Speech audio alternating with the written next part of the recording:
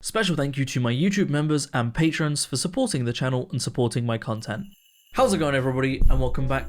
Oh, I punched my microphone. Welcome back to another subreddit video. Great start. Today we're going to be returning to r/entitled parents because it's been a while since we had a look at these, and oh boy do I have some fun posts today. Before we begin, I actually had some pretty big announcements today. First of all, I just wanted to mention that I did a poll and the large majority of you decided that I should stream on both YouTube and Twitch. So in 2 hours from now, as usual, I'll be going live, as is my usual schedule. However, I will be going live on YouTube and Twitch at the same time. So if you don't like Twitch, then you can watch the stream on YouTube. And if you didn't even know I was streaming, then you'll be more likely to see it on YouTube. And equally, if you don't like YouTube Live, you can go over to Twitch and check it out. I'll definitely be sorting out streaming on both, seeing as that was what most people said I should do. So thank you for everyone who voted, and I will be doing that. So yeah, stream in 2 hours. I hope to see some of you there. The other piece of news is that if the background of the video starts slowly getting more depressing and empty, with posters being taken down and shelves being emptied, not that you can see much of the shelves, it is because me and Leo are currently in the process of moving. We have been given a moving date in about 3 weeks, 2 weeks from now actually, sorry, but we're going to be moving over the course of the next 3 weeks. And I just wanted to say thank you so much to everyone that supports the channel, to everyone that watches, anybody that is on my Patreon, and all of my YouTube members. Thank you to everyone that does that, because you kind of make it possible for us to move. Money is still going to be really tight. We can like just about afford rent, but we can afford rent. So all of the support I receive genuinely helps an incredible amount. I can finally move out of my parents' house. It's exciting. But yeah, so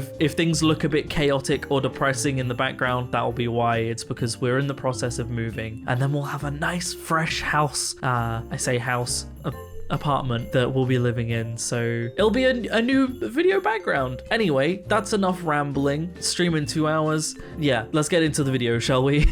Karen parked in my driveway, then claimed the house was hers.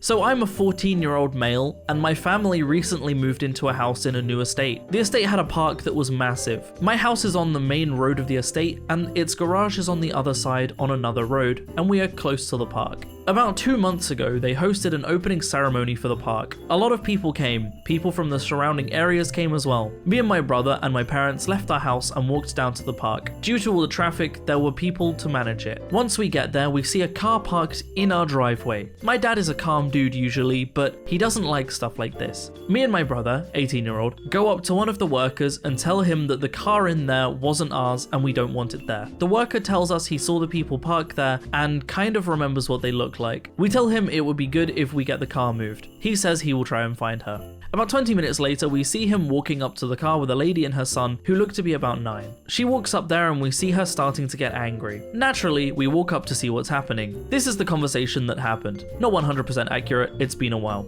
Karen: I don't understand why you want me to move my car. I live here. Worker: well, they say that you don't, and I don't see why they would bring this issue here unless it was true. Karen: they're clearly lying. I live here. My brother: ma'am, please. I live here, and I even have the keys to the house. Please move your car. Bullshit. Complete bullshit. I have lived here for over a year and watched this park get built. Our house was finished 5 months prior to this. Okay then, what 2 cars are inside the garage then? A Volkswagen and a Mazda. Nope, it's a VW Jetta and a Hyundai i45. That's not true. I'll open the garage and show you. As she scuffles through her handbag, my brother opens the garage. There, that's the evidence. It's not your house, so please leave. She gets in the car and leaves while looking angry. We didn't think to call the cops because nothing major happened, but it was funny to see her lying out of her ass and getting proven wrong. I mean, this is called entitled parents, but that is real entitlement. And then followed by like not backing it up and lying and thinking that your lies are going to be more accurate than the people that live in the house. Like, that's just a wild scenario. Like, I feel like the only real thing to do in this scenario that any reasonable human being would do is to say, sorry for parking in your drive, I'll move my car. Then again, I don't think any reasonable human being would park in another house's driveway without permission to begin with, but yeah, there's the entitlement there.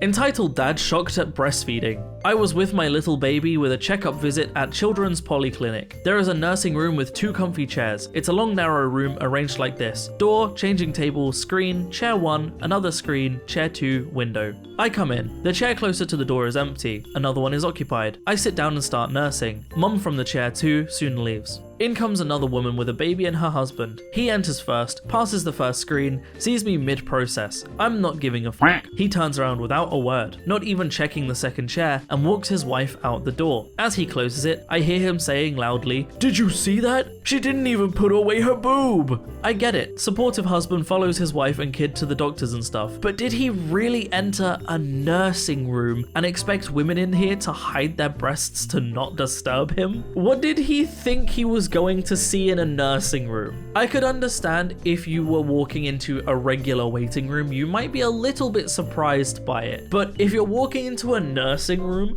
a room that's sole purpose is nursing children, how is it any surprise? And it's wild to me that this is even a controversial opinion, but like, boobs are made to breastfeed children. That's their basically entire purpose. So why is it shocking to people when they see someone doing that? Why is it shocking to someone when a woman breastfeeds in public? That's the entire purpose of her boob. And children need that. Like, we evolved to do that. That's the natural thing. Why is that a shocking, surprising thing to people? It's their whole point. I don't understand why that's a controversial opinion, but it apparently is. Right, this next one is a very long one. I have a couple of posts saved after this, but depending on how long this one takes, we might not see them. So let's just get into this one. This comes in 4 parts and each part is long. Entitled Stepmonster Got Herself Banned from My Wedding. Trigger warning, mention of child abuse. It's not too graphic, but it's there. I tried posting this on Am I the Asshole through a different account a couple of days ago, but it didn't work out. Given the trigger warning, I'm not surprised. I have since concluded my wife and I did the right thing, so this will be my last attempt to post this story. I tried to add some info and change the wording a little. All names are fake. My 28 male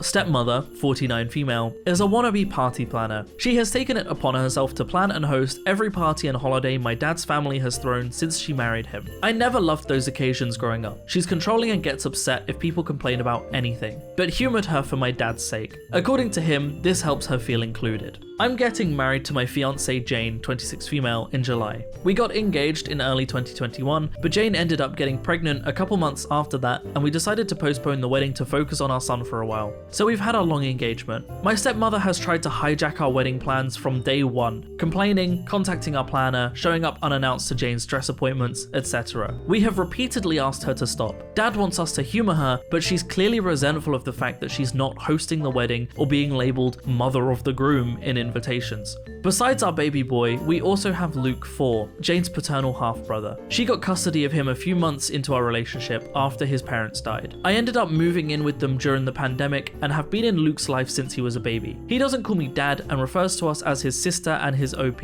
but we love him like a son. Stepmother, though, hates Luke. She accuses Jane of baby trapping her way into the family. That accusation only got worse after our son was born. My dad gets along with Jane and adores the kids, but stepmother demands him to refuse babysitting Luke, so we don't leave the kids with them often. Instead, Jane's brother and sister-in-law usually watch the kids for us, as their children are close to us in age. We had a thing last Sunday, and my brother-in-law was out of town with his family. Jane's other siblings live in different cities, as well as my mum and sister. My dad agreed to babysit at our place and we left. We come back to find both kids crying, stepmother screaming, and dad weakly trying to calm everyone down. Apparently Luke had told stepmother that both he and our son were going to be ring bearers, and she went ballistic. She screamed that she wasn't going to allow that because he wasn't family, and then made me need to include the trigger warning when he started crying. His lip is still split. She'd never gotten to this point before. We immediately banned her from our house and from our wedding. Dad is fuming and has said he's not going without her. He's also convinced half of his side of the family, by severely downplaying what stepmother did, to boycott the wedding as well. This includes my stepbrother, who fully agrees with his mother no matter how many times I tried to tell him the truth. Me and Jane are refusing to budge, but many of my cousins who aren't coming anymore are asking us to reconsider. Pretty much all of Jane's family agrees with us, but one of her aunts has suggested that maybe stepmother stepmother is acting out because she doesn't feel welcomed by my family. I've honestly had it with my family enabling her behavior. I love my dad and I really want him at my wedding, but I am more than willing to go no contact if it means protecting my family. Edit. I think I accidentally deleted the paragraph where I mentioned this, but we did press charges. We took Luke to the pediatrician the next day and gathered every piece of evidence we had. Not only did we have pictures of Luke's face, but by some miraculous strike of luck, we also had nanny cam footage. Some commenters were right to assume that my stepmother hadn't been invited into our house, but my dad hasn't really gone anywhere without her in years, so we took precautions. We didn't expect her to actually do anything this awful, but we've never trusted her with the kids. The physical attack happened off camera, but there is some footage of her screaming and Luke crying before and after the event. She now has a child abuse charge on her rap sheet. We wouldn't let her get away with this. Part 2. Update. I want to thank everybody who took the time to read and/or comment on my previous post. It's been a tough week, but it's always great to know that people care. I haven't been able to reply to every comment, but I will try to address some this update. This might get a little long. I'll start off by saying that me and Jane are going no contact with my dad and stepmother. We haven't really spoken to either of them since the incident, and I don't plan on being the one to reach out. Any communication between us is being handled by my younger sister. She's completely on our side, but will remain in low contact for the time being.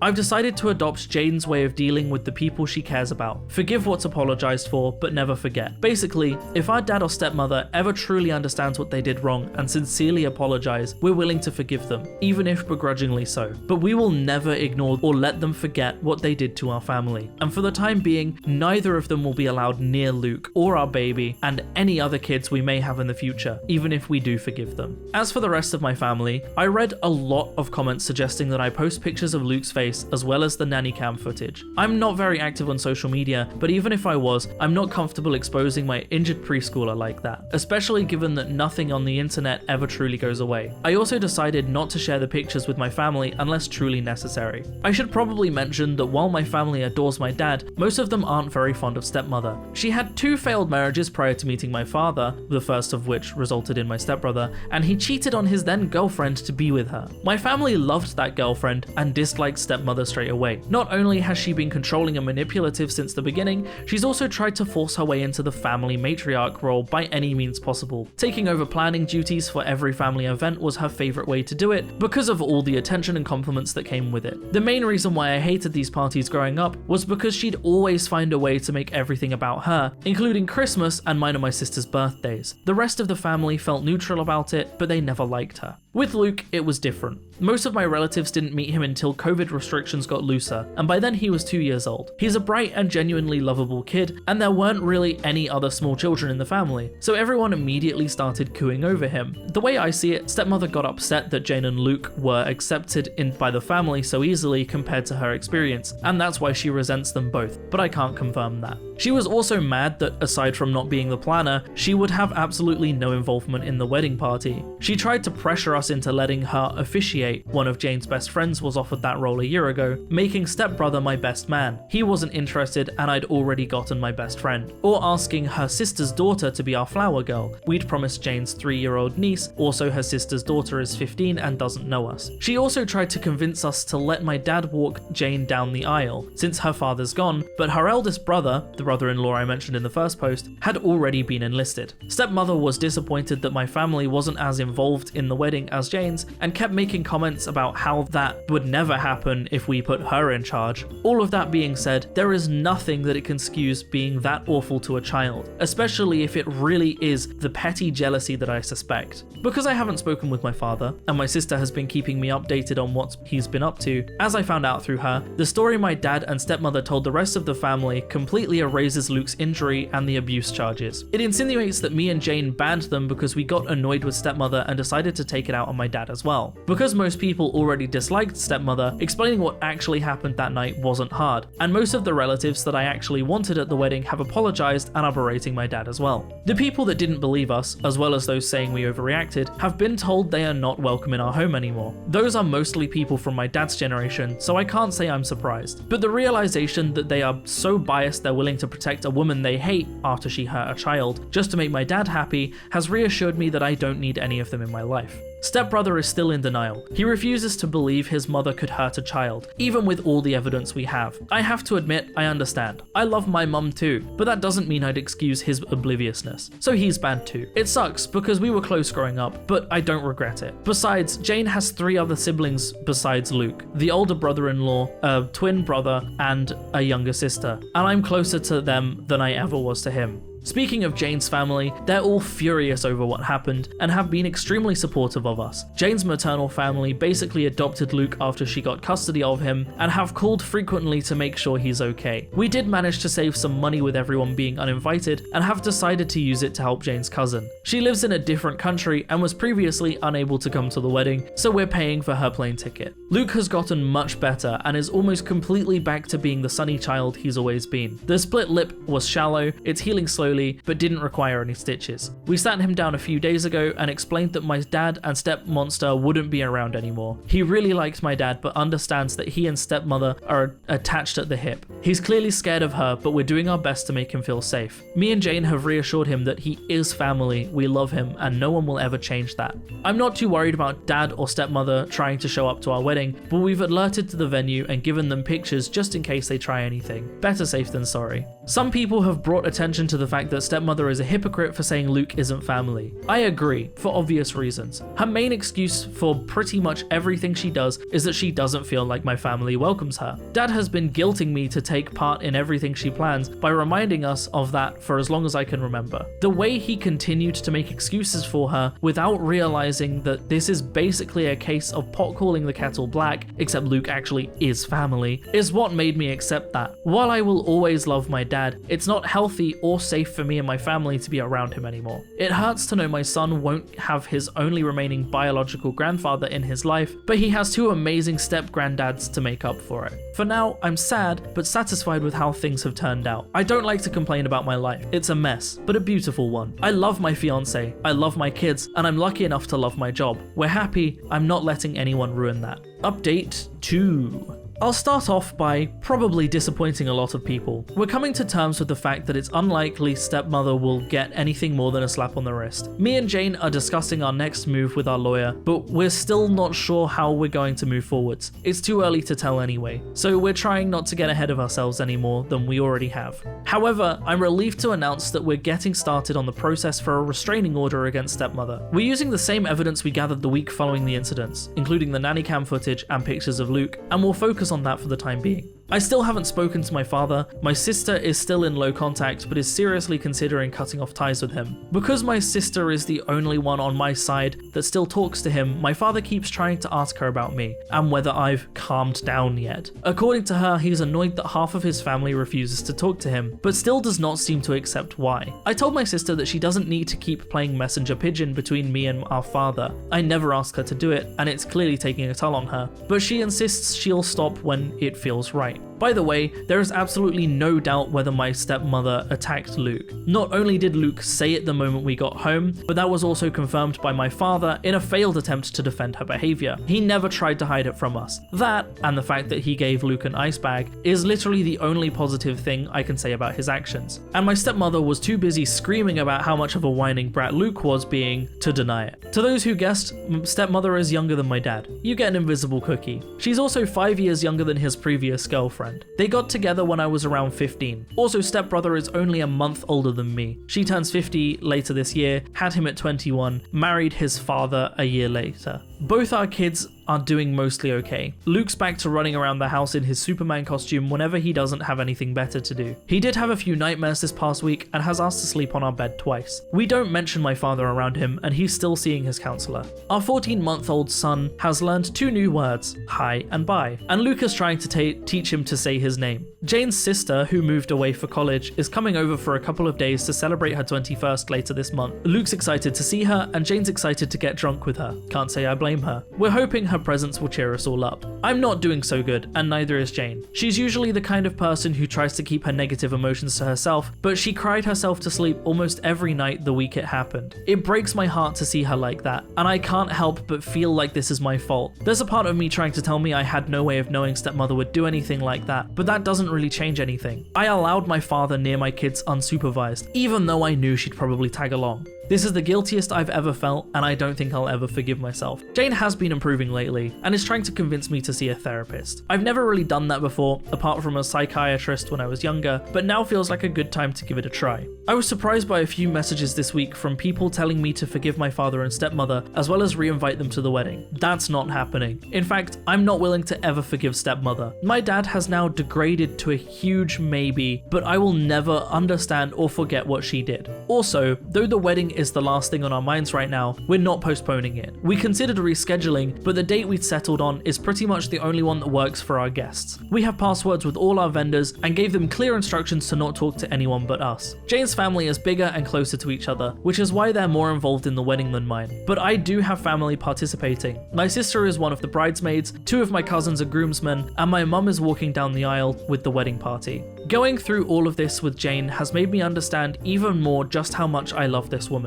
I couldn't ask for a better partner to start a family with, and I have no idea what I'd do without her. This didn't tear us apart, and I couldn't be more thankful. I probably won't make any more updates until after the wedding, unless something big happens. In the meantime, as always, best wishes to all of you. And the final update. I saw my father and stepmother for the first time since she attacked my child. I didn't plan on updating again before the wedding, but something pretty huge happened. The good news is we got the RO. The bad news is me and Jane had to see both stepmother and father at the court hearing. This is our first time seeing them since we kicked them out of our house over a month ago, and neither of us were looking forward to it. We left the kids with Jane's brother and sister-in-law, so at least Luke didn't have to see them. The hearing itself went a lot quicker than I expected. I'll give credit where it's due. My father was, at the very least, smart enough to understand there was no way they were winning this. There was a lot of evidence against them. Not only did we have the nanny cam footage and Luke's pictures and medical record, but my sister had also gathered every text and email stepmother had sent her and the family about what happened. And stepmother hates speaking on the phone, so there were a lot of those. They didn't even bother to get an attorney for the hearing. The judge granted us a protection order against stepmother. She's not allowed within 500 feet of us or our property anymore. We're changing all our locks this week, and I'm thinking about changing my phone number as well. I have to admit, the moment we left the courthouse was the safest I'd felt since this whole ordeal started. Jane was close to tearing up with joy when we got to the car. We picked up the kids and went to McDonald's with brother-in-law and his family to celebrate. Hours later, my father called me. The order doesn't extend to him, so he can still do that.